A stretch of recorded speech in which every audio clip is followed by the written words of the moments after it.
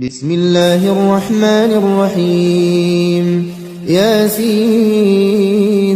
والقرآن الحكيم إنك لمن المرسلين على صراط مستقيم تنزيل العزيز الرحيم لتنذر قوما ما أنذر آباؤهم فهم غافلون لقد حق القول على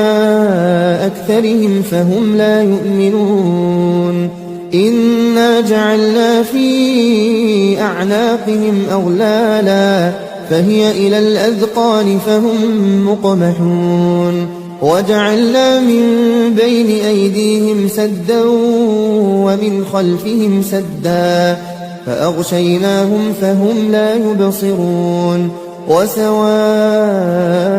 عليهم أأنذرتهم أم لم تنذرهم لا يؤمنون إنما تنذر من اتبع الذكر وخشي الرحمن بالغيب فبشره بمغفرة وأجر كريم إنا نحن نحيي الموتى ونكتب ما قدموا وآثارهم وكل شيء أحصيناه في إمام مبين واضرب لهم مثلا أصحاب القرية إذ جاءها المرسلون إذ أرسلنا إليهم اثنين فكذبوهما فعززنا بثالث فقالوا إنا إليكم مرسلون قالوا ما أنتم إلا بشر مثلنا وما أنزل الرحمن من شيء إن أنتم إلا تكذبون قالوا ربنا يعلم إنا إليكم لمرسلون وما علينا إلا البلاغ المبين قالوا إنا تطيرنا بكم لئن لم تنتهوا لنرجمنكم وليمسنكم منا عذاب أليم قالوا طائركم معكم أئن ذكرتم بل أنتم قوم مسرفون وجاء من أقصى المدينة رجل يسعى قال يا قوم اتبعوا المرسلين اتبعوا من لا يسألكم أجرا وهم مهتدون وما لي لا أعبد الذي فطرني وإليه ترجعون أأتخذ من دونه آلهة إن يردني الرحمن بضر لا تغن عني شفاعتهم شيئا ولا ينقذون إني إذا لفي ضلال مبين إني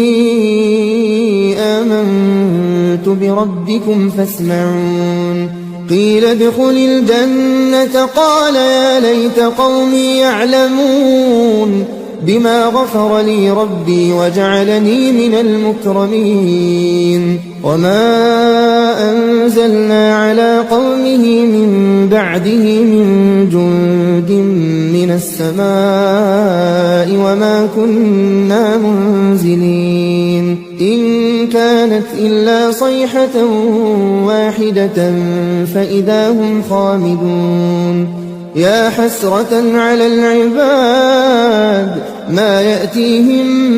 من رسول إلا كانوا به يستهزئون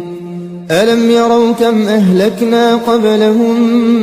من القرون أنهم إليهم لا يرجعون وإن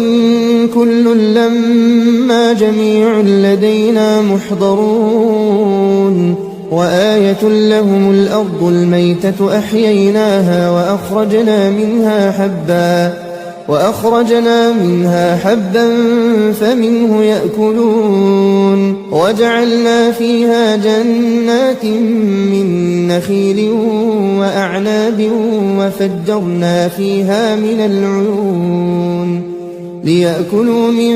ثمره وما عملته أيديهم أفلا يشكرون سبحان الذي خلق الأزواج كلها مما تنبت الأرض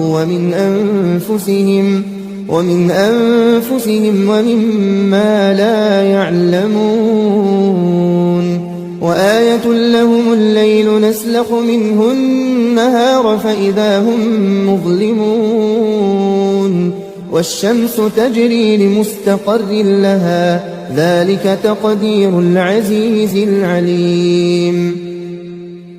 والقمر قدرناه منازل حتى عاد كالعرجون القديم لا الشمس ينبغي لها أن تدرك القمر ولا الليل سابق النهار وكل في فلك يسبحون